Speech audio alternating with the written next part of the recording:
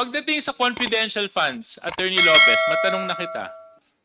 May information ka tungkol dito? Meron o wala? Wala po. Wala. Eh bakit sinabi ng katabi mo na pagdating sa confidential intelligence fund ng Office of the Vice President, tatlong tao lang ang may knowledge at information dito?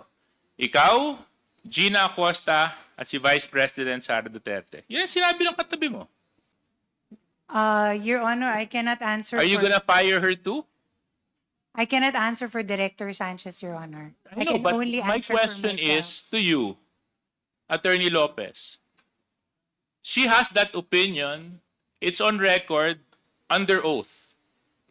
3 people have knowledge and information on the confidential funds. You, Gina, the person that works under you, and the Vice President. So why is it now that when I'm asking you, wala kang kinalaman?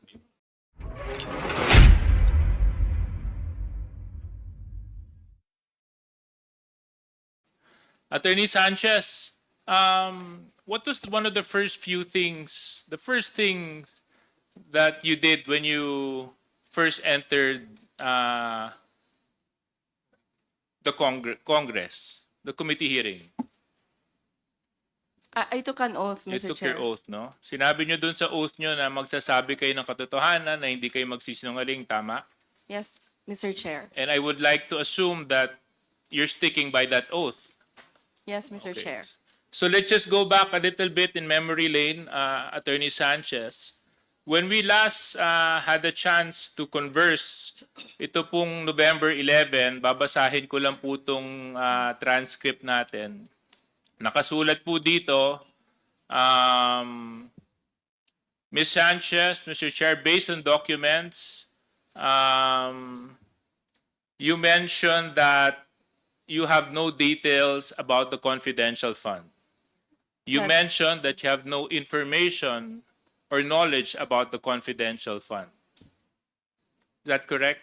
Yes, Mr. Chair. You also mentioned that although you are part of the planning, the actual liquidation and utilization, wala po kayong kinalaman. Sinabi niyo po yun.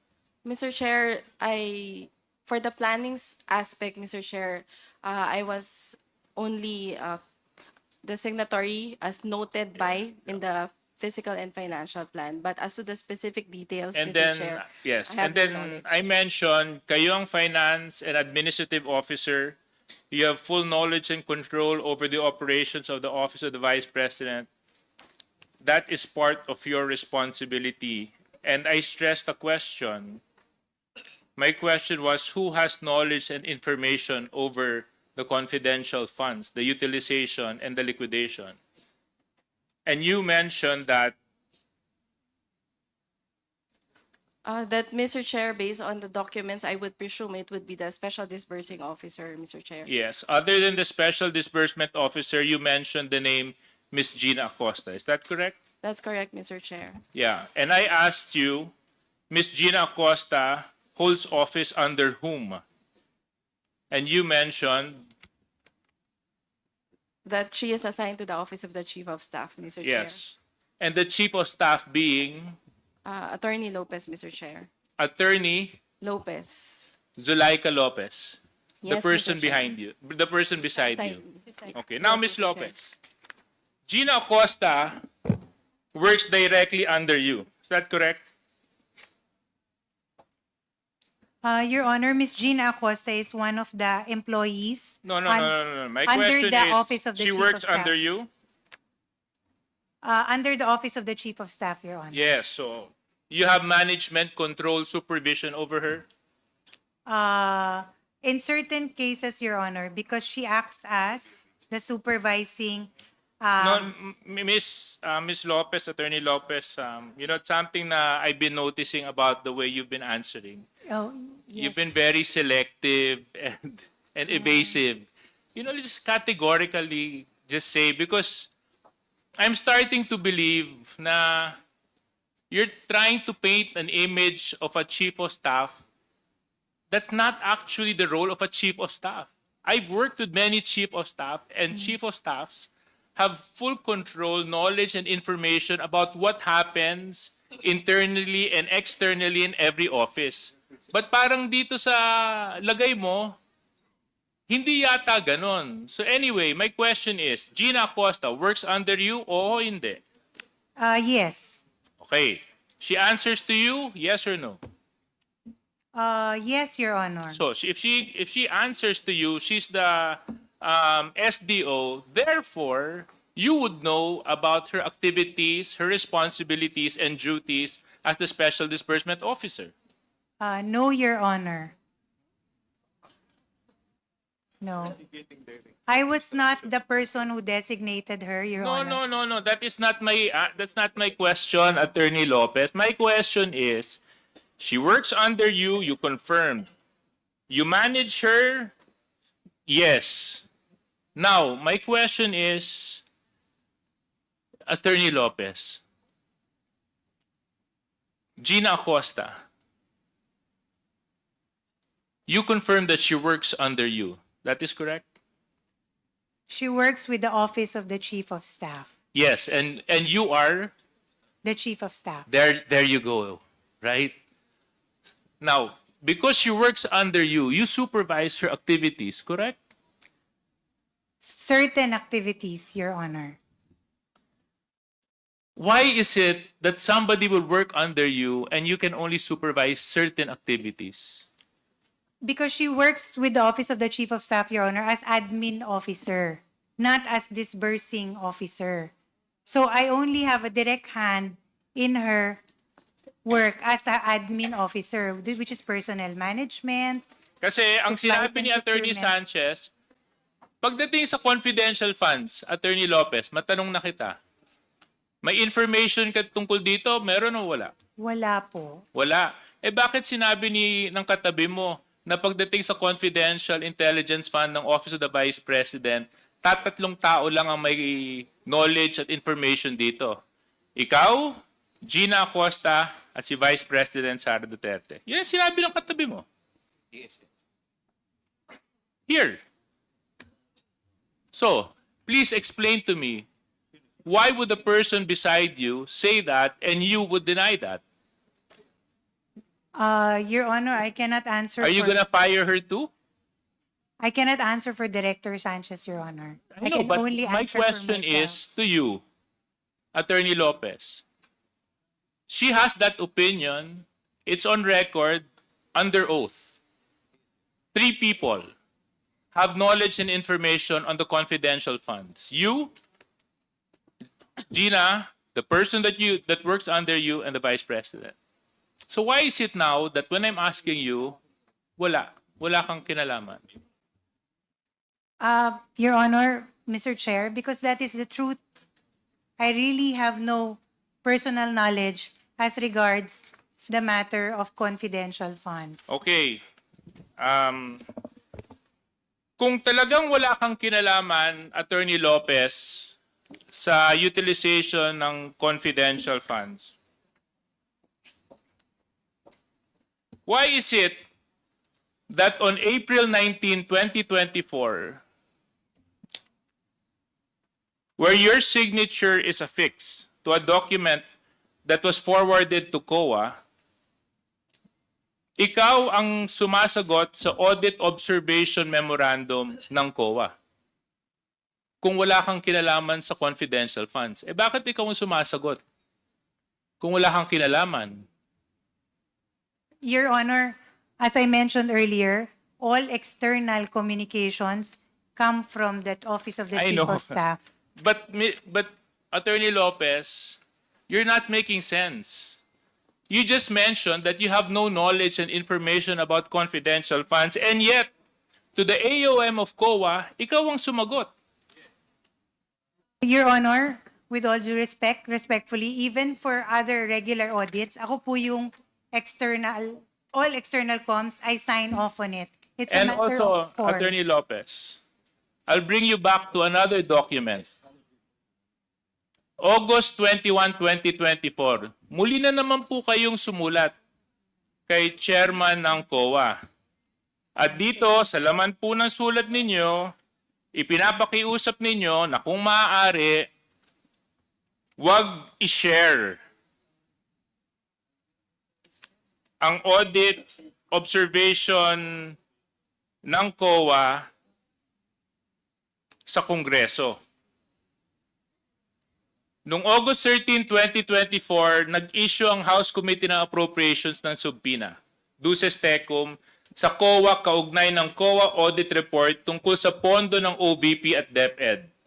Matapos ang ilang budget hearing kung saan tinalakay ang paggastos ng OVP at ng DepEd Secretary ng pondong ito na umaabot ng 125 million pesos sa loob lamang ng labing isang araw. Totoo po ba ito?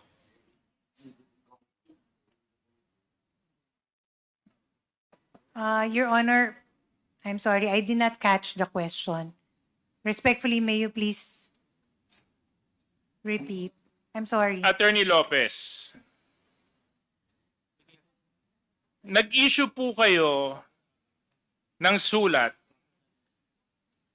sa COA ng August 21, 2024. Tama po ba mali? Yes, Your Honor. Ano po ang dahilan kung bakit po kayo sumulat sa COA? I understand during the time, Your Honor, there was a subpoena issued to the Commission on Audit for the release of certain documents pertaining to the audit, ongoing audit of some transactions of the Office of the Vice President. So ang dahilan kung bakit po kayo sumulat sa COA ay upang pigilan ang COA mag-release ng kanilang audit report and other related documents tungkol sa utilization ng confidential funds ng OVP at ng DepEd. In your words, you said here, you are of the position that the subject subpoena should not be complied with. Is this correct? Your Honor, Is this correct? It's a yes or no, Attorney Lopez. Is this correct? Were these the words you affixed on your letter?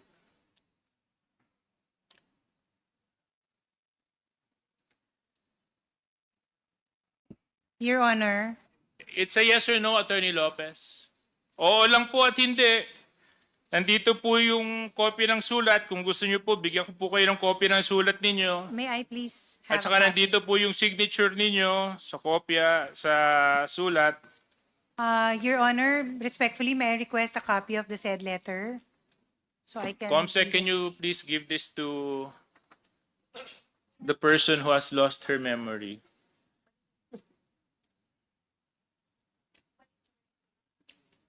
Can you just confirm this letter?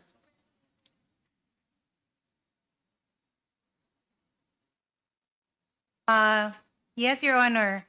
Okay. Indicated in Anyway, the second Comsec, can I have paragraph. my copy back? Since she has confirmed the letter. Okay. Thank you.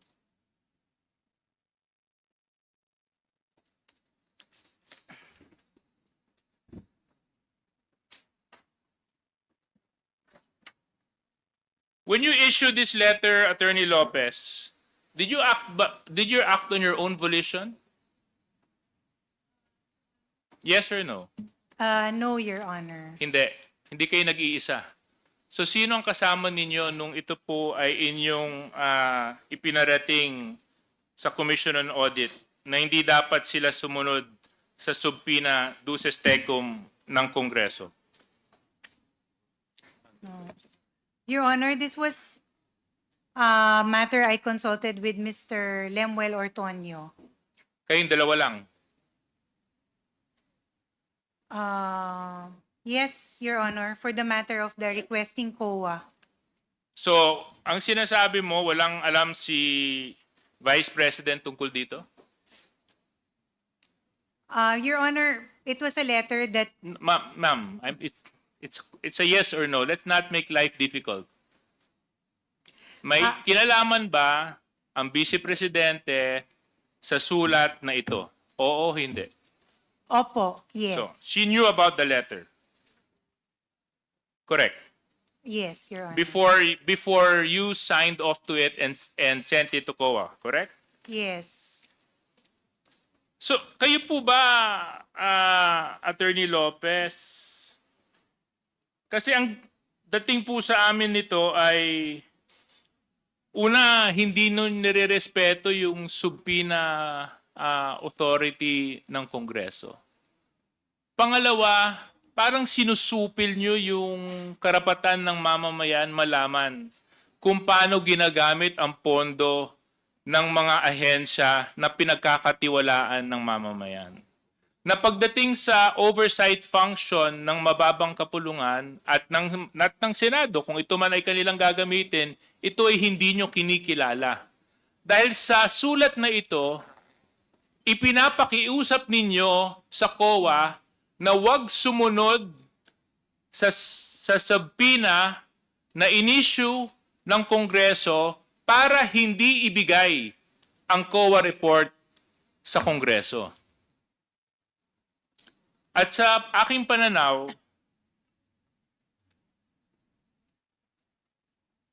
this is one way of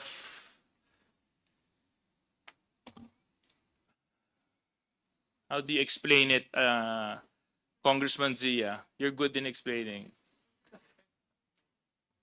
Of covering the truth. Tinatakpan ng katotohanan. Kasi kung wala naman kayong tinatago, di ba? Kung wala naman kayong tinatago, ba't nyo pa papakiusapan yung isang ahensya na hindi i-share ang mga dokumento patungkol sa isang investigasyon na isinasagawa ng isa pang ahensya? Di ba? Ngayon, Attorney Lopez,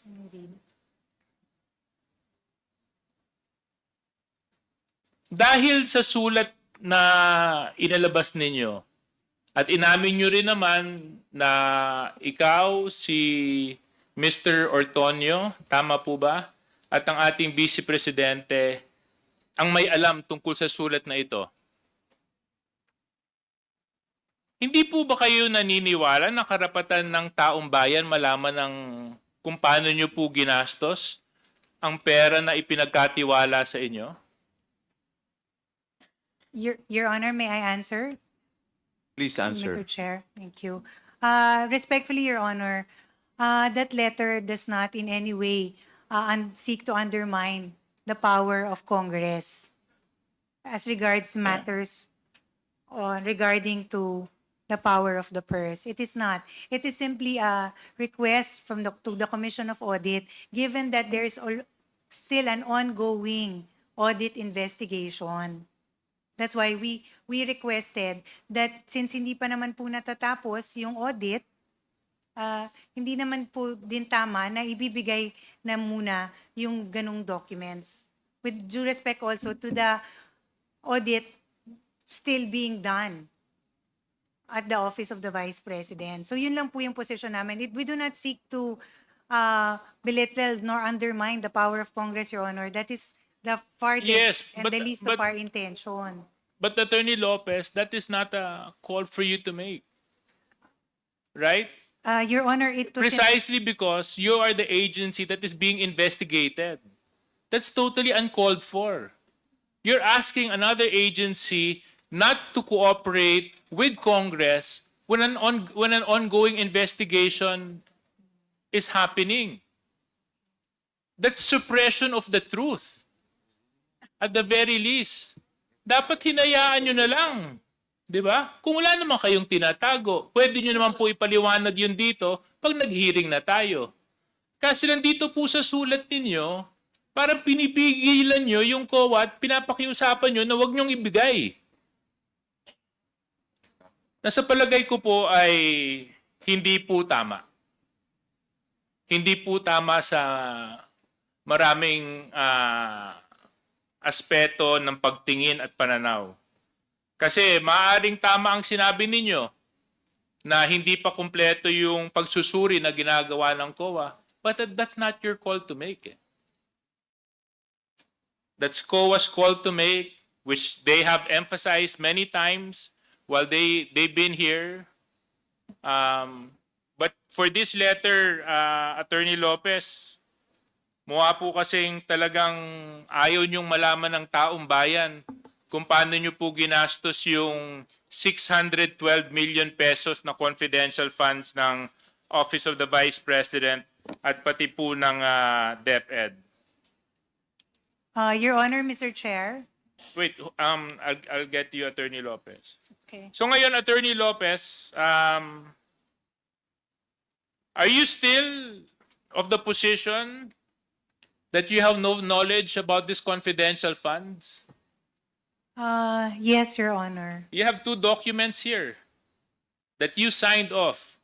One, questioning not naman questioning, na pinapaliwanag mo yung AOM ng COA. Signature mo ang naka-affix doon. Number two, another letter addressed to COA na ipinapakiusap mo sa COA na wag munang ibigay ang audit observation sa Kongreso.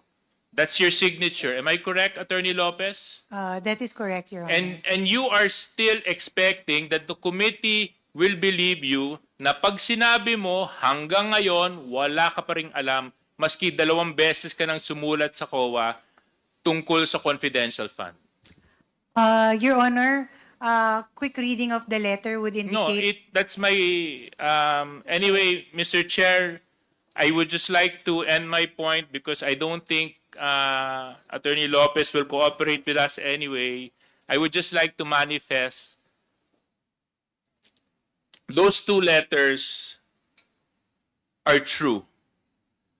Those 2 letters cannot be denied. Her signature is on those 2 letters. Those 2 letters are both addressed to the Commission on Audit. One, intent of the letter, ipinapaliwanag yung audit observation. Pangalawang sulat, ipinapakiusap sa COA na huwag i-share at ibahagi ang audit observation sa Kongreso. So napakahirap pong paniwalaan ng isang taong nakapirma sa 2 sulat na yan ay walang kinalaman patungkol sa isyong kanyang ipinapakiusap sa Commission on Audit. No one in their right mind, Mr. Chair, will affix their signature in a document that they do not have any knowledge of. Abogado po kayo, Attorney Lopez. Kung ako nga, pipirma lang sa dokumento, inaaral ko muna kung anong nilalaman. Ito pa, COA. Dito pa, pera ng taong bayan. Sorry, Mr. Chair. Thank you, Deputy Speaker J. Suarez. Mr. Chair. Respectfully, Before I Mr. Chair. recognize Congressman Sia and Respectfully, Mr. Chair. yes, you want to respond? Yes, Your Honor. Okay. As regards the matter of the writing to the Commission on Audit, as regards the subpoena, we recognize the authority and the power of the Commission of Audit, Your Honor, as to all matters pertaining to audit, which is why we wrote to them. That was just our request on the end of the Office of the Vice President. And as regards the matter of explaining or explanation sent as to the AOM, those are matters, Your Honor, that, as I mentioned earlier, external communications fall under the Office of the Chief of Staff.